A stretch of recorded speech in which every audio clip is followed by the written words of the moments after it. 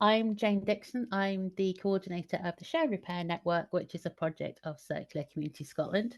And I'm joined by Lindsay Campbell from Linlithgow Community Development Trust to talk about their new repair shop. I'm Lindsay Campbell. I'm the projects manager here for all the circular economy projects. We've got a tool library, we've got a repair service, we've got a textile upcycling group as well, and our community shed, which does a lot of upcycling and reusing of materials and resources too.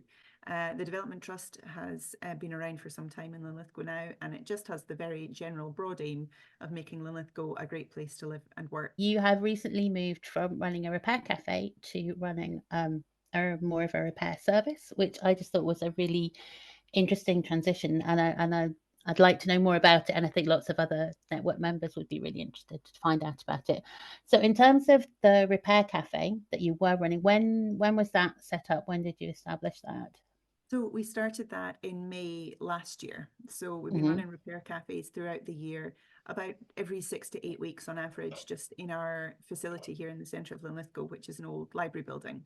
A charity, Transition Linlithgow, got brought in under the umbrella of the trust. So the tool library's been Hmm. going from early 2019. So, do you want to just tell me a little bit about what prompted the move and what the new project looks like? Yeah, sure. So the repair cafes have been really successful, and we got lots of people coming along with a variety of objects. And obviously, Hmm. the nature of the beast is you never know who's going to turn up and what they're going to bring. We did see a bit of a pattern of the same kind of daily items being brought in. So table lamps, toasters, some textile things as well, but a lot of it was small electronics. So Hmm. we found that we were doing pat testing and repairing on a lot of the same items again and again, and items that don't necessarily need many consumables or spare parts. So they Hmm. were really quick and easy fixes. And we were getting people approaching us during our normal opening hours saying, when's the next cafe? And can you do this repair between times? And which the Hmm. volunteers did, and they took that on. So we had a visit down to the Selkirk store to visit Sue, and she gave us a lot of ideas and lots of inspiration. We had that visit kind of funded by the Learning Exchange as well, Yeah. which was really useful. We had a part of our building that seemed really well suited to becoming a repair shop. It's got this section with a floor to ceiling window, which seems like a shop window. Right. The volunteers just got workbenches sorted, got all the tools and things, and set up in there. Exactly a year to the day that we had our first repair cafe, we launched the Hmm. repair shop, and it's open Hmm. for people coming during 3 times a week, basically. So Monday or Friday mornings and Tuesday evenings, which is also the same time that the tool library is open and also the community Right. Okay. shed. We encourage them to get in touch with us first, but they drop things off and have a chat and get advice. And where we fix it, we can. We've had 50 people come in since the 27th of May. Did you have any conversations with users before you sort of made the change from the cafe to the sort of repair service? We'd been collating information from Hmm. the cafe users in feedback form where they could spare Hmm. 2 minutes at the end of their visit to fill in some information. And it was overwhelmingly positive. This just really gives them more flexibility. It's the same Hmm. service in that we don't charge a standard fee for anything. It's all by donation. So any Right. spare Okay. parts or replacement parts have to be paid for at cost. The sort of traditional repair cafe format. Some people sort of think there's the opportunity to share repairing skills with the person who's having something repaired. The sitting about and having a chat and a cup of tea side of the repair cafe. Some people believe very strongly in the repair cafe format, but I think my experience is that every community does it slightly differently. So the repair cafe worked great, and we had people that did say, because it was a question that we asked them in feedback, are you more Mm-hmm. confident in taking on a repair like this again in future, perhaps yourself? And most of them said yes.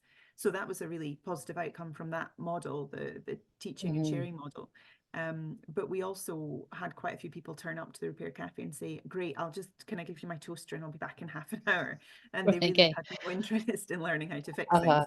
We do miss out on that kind of the sharing of information and skills and kind of building a repair resilience, if you like, in the community.